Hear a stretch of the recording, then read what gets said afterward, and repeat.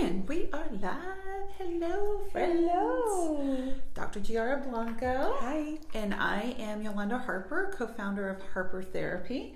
We are coming to you live from Harper Therapy office today. It's another day. It's another day. 14th. It's another day in COVID paradise. COVID world. Mm-hmm. So as this is just a weird time. Can we just say, this is a weird time. We had, it feels like this has been going on for decades. Yes. And then we had the initial, what in the world's happening? And then we had just enough of a reprieve where everyone was like, hallelujah. And, and life back. And then we are back in it again.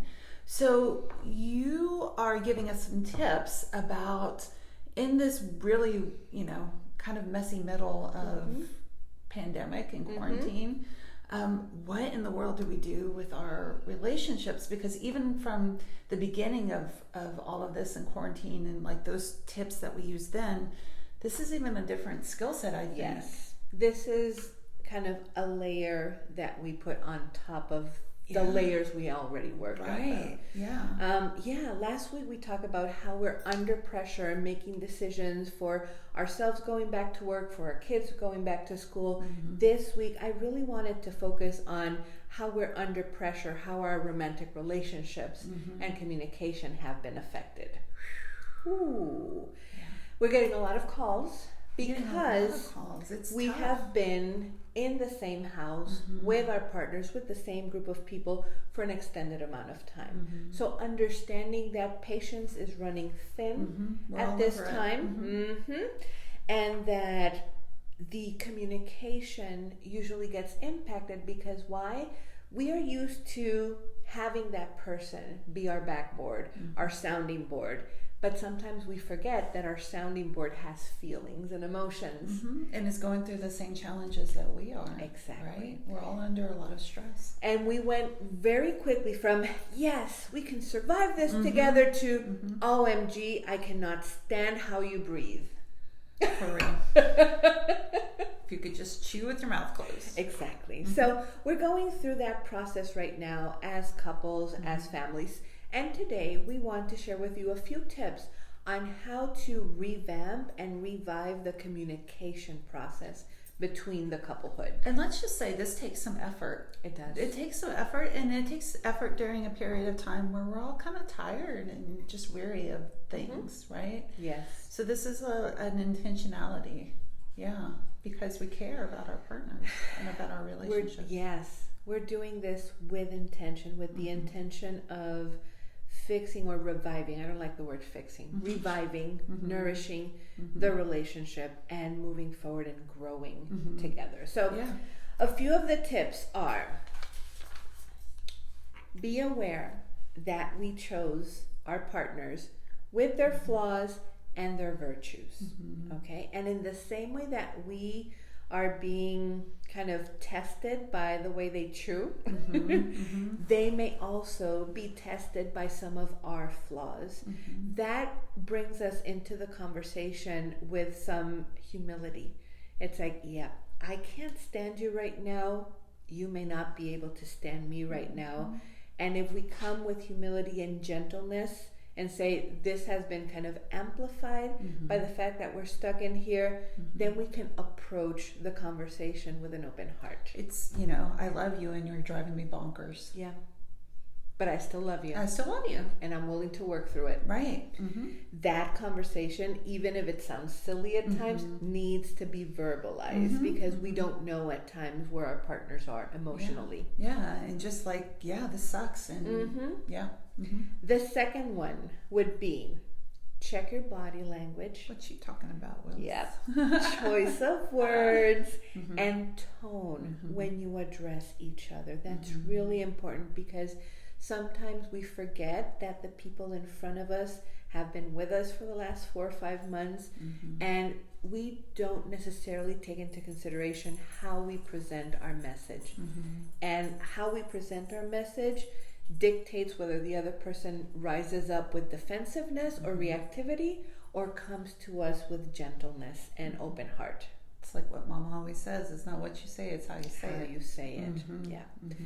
The third tip would be preface your conversations with what the intention is. For example, and we've talked about this a few times before, if you're going to your partner to vent, say, honey, this is a venting conversation. I just need someone to listen. No problem solving.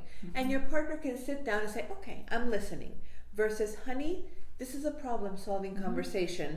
I need help. Your partner immediately puts on the problem solving, takes out the notebook. Okay, let's see how we can figure this out together. Honey, I'm asking this question to clarify because I don't remember how we fixed this last time. Could you repeat how I fix the stove or the microwave? Prefacing conversations are always really important because we let our partners know where we're coming from, and the defensiveness immediately goes down. Because then they know what to give to us. Exactly. Yeah.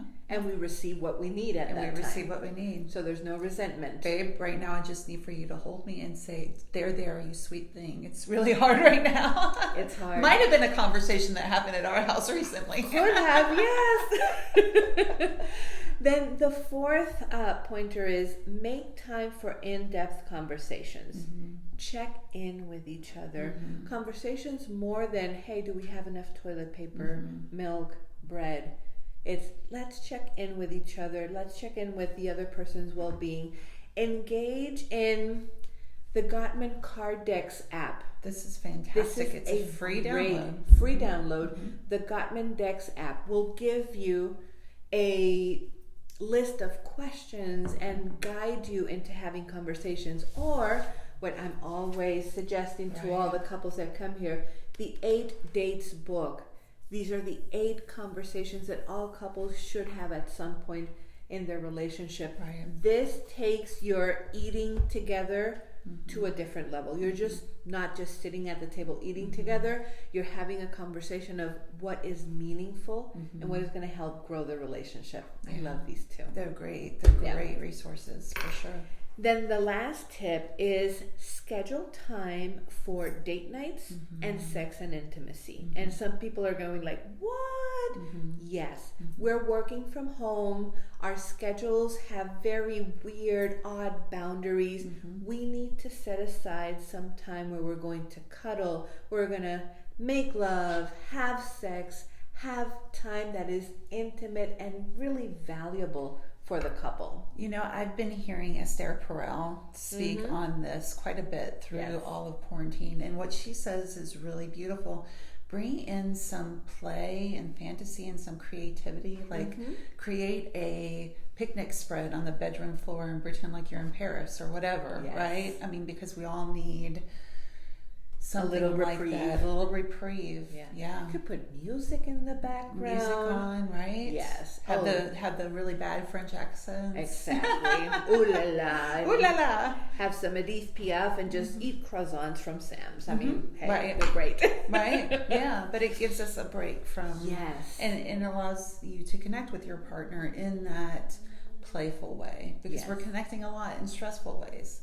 And we need that space for breathing. Yeah. And kind of really having that connection. Yeah. And then the last tip is a bonus. And this is not just a tip. It's, let's be aware, it's okay to have arguments and disagreements. That does not mean that your relationship is going down the drain. It means that you're working through the messy middle. It's okay to have the arguments as long as you both come back and circle around and sit together and figure out what feelings were hurt, what was triggered, and my favorite part, what do we vow to do differently next time? Yeah. That's beautiful because it is developing that skill set to be able to circle back around and address the thing instead of just pushing, sweeping it under the rug. Yeah. Because there's going to be a lot swept under the rug if we keep doing that. Indeed. Right? Indeed. So, friends, please, we are getting a lot of phone calls. Please do not put off the well-being of your health, your emotions, your relationships. Don't wait until things are in total crisis before you reach out for support. Now's the time. Now's the time to add to this list of skills and resources and to have someone really skilled in helping you develop those tools. So give us a call, 813-434-3639. Take good care of yourselves, and let's take good care of each other. Of each other. All right. Have a great day, everybody.